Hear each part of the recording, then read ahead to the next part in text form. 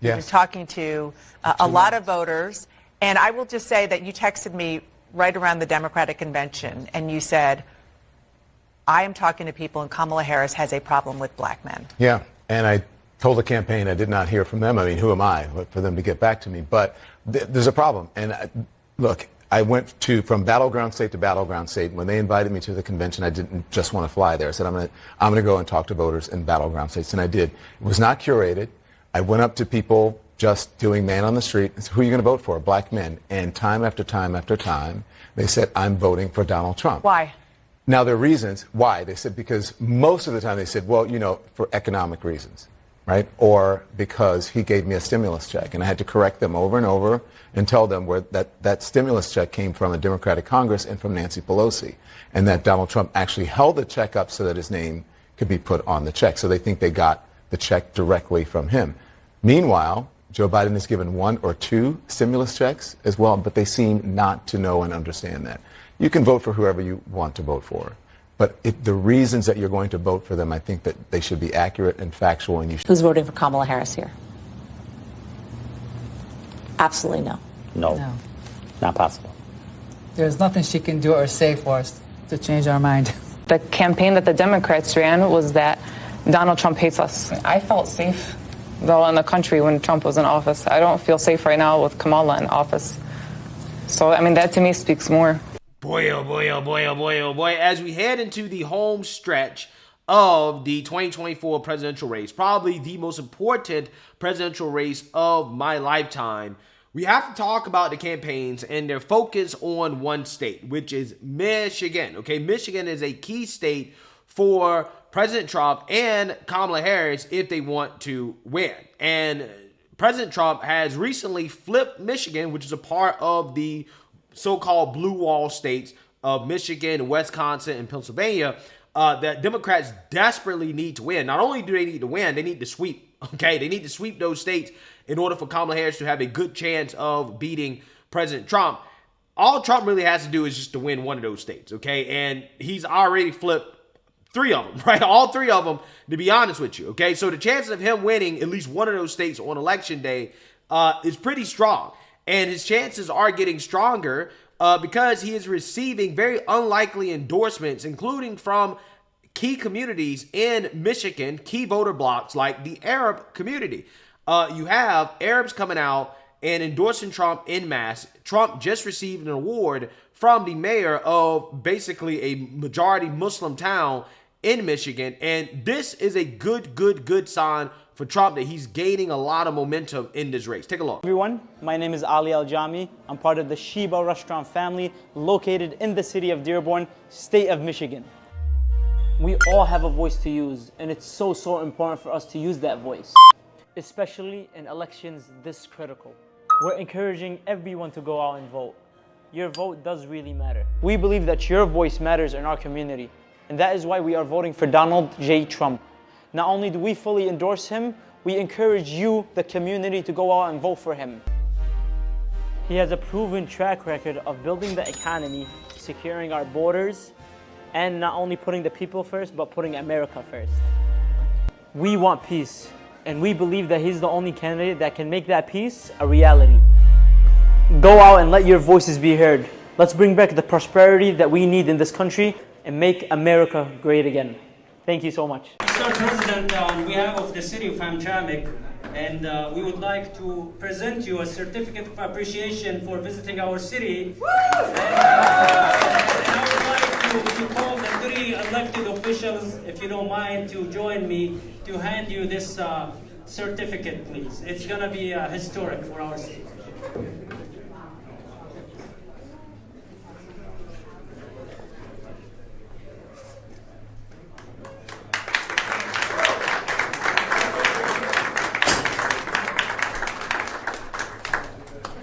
But I think when it comes to Michigan, the campaign sounds like they're feeling pretty confident. You look at places that Donald Trump and Kamala Harris are going to be going today, like Oakland County. This is an area where Biden really outperformed Hillary Clinton. He won by 14 points. She only won that county by 8 in 2016, obviously went on to lose Michigan as a result of many things, but that being one of them.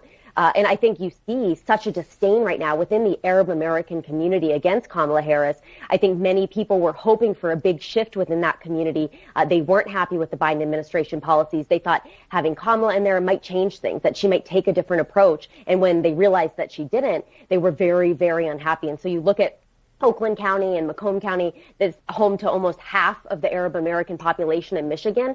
These people don't plan on coming out to support Kamala, and this could potentially lose Michigan for her. And even for the sake of argument, you say she takes Arizona, she takes Nevada, Trump takes Georgia and North Carolina. She still can't win without winning at least 2 of those states within the blue wall. So I think these are critically important states. I just want to be the first to say, alhamdulillah to all the Muslims who are supporting Trump, okay? And inshallah that Trump wins, okay? After election day, when Trump wins, I'll be the first person to say, mashallah, if Trump wins, okay? Now, you know that President Trump is gaining momentum and Kamala Harris is nosediving when it comes to momentum, because even the mainstream liberal media outlets like CNN, they are admitting that, yeah, I mean, Kamala, she seems to be tanking, okay? That's what's happening, and Trump is the strongest that he has ever been.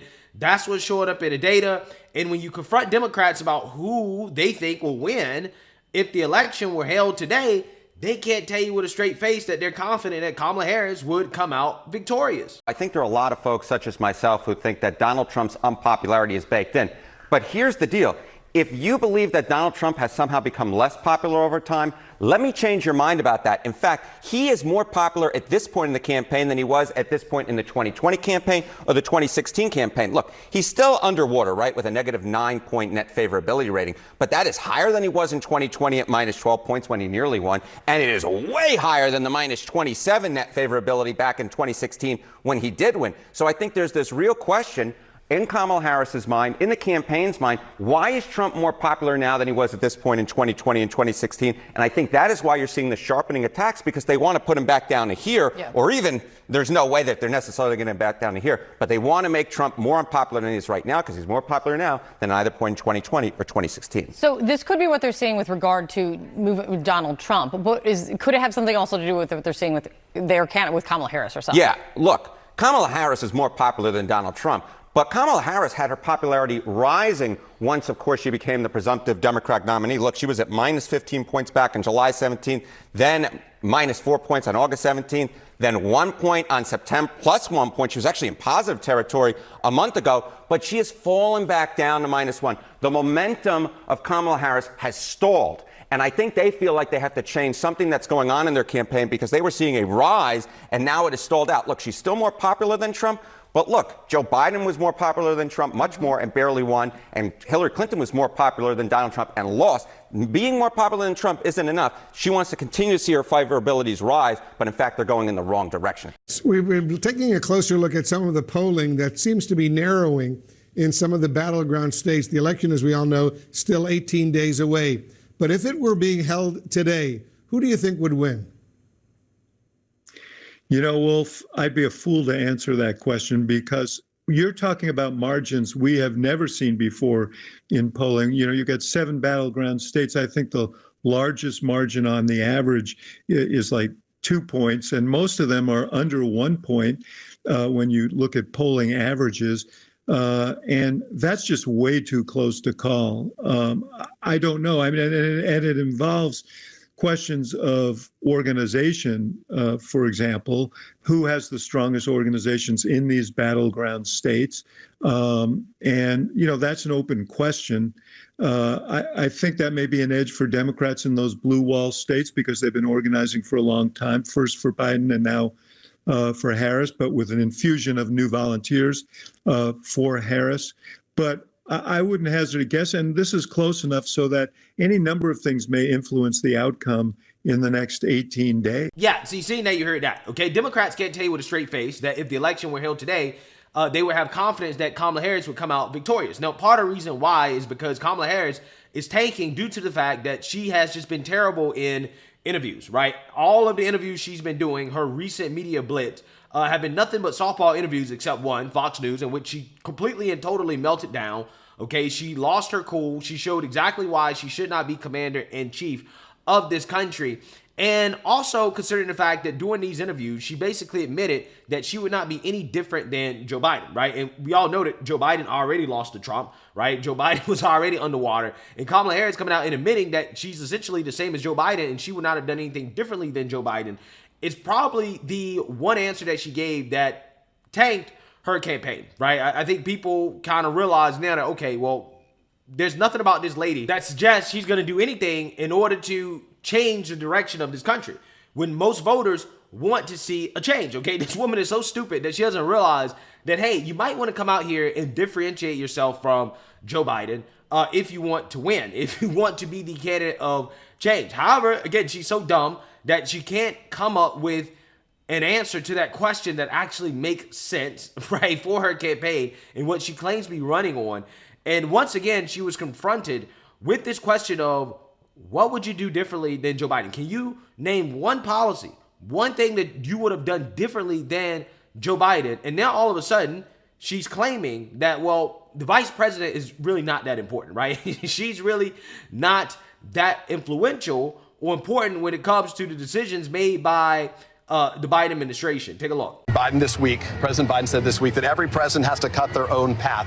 What is one policy that you would have done differently over these last 3.5 years than President Biden?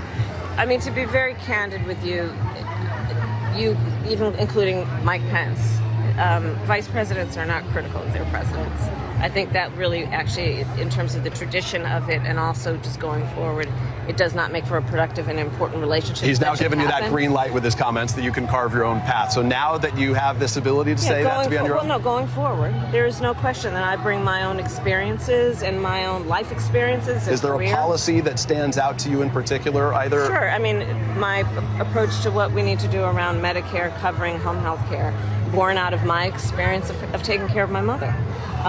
My priority on housing, one, because I know what it means, affordable housing and the ability to buy a home. Again, my own experience, my mother saved up, and not until I was a teenager was she able to do it. But also I know that for so many young people who I speak with around our country, the American dream is just really out of reach. So my policy about $25,000 down payment assistance to help them get their foot in the door. The work that I have been doing and will bring to the presidency around emphasizing small businesses as being part of the real backbone of America's economy. Those are the experiences and the ideas that I have that are about moving forward and really in being a part of the next generation of leadership in America. Last one, I know I got. Now, that's not what Karine Jean-Pierre said before about Kamala Harris and Joe Biden.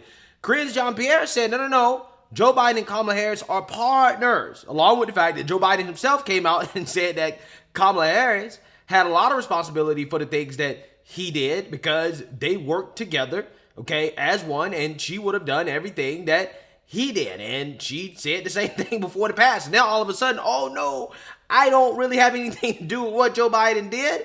It's just funny how that works. They are partners. They are partners. They have been.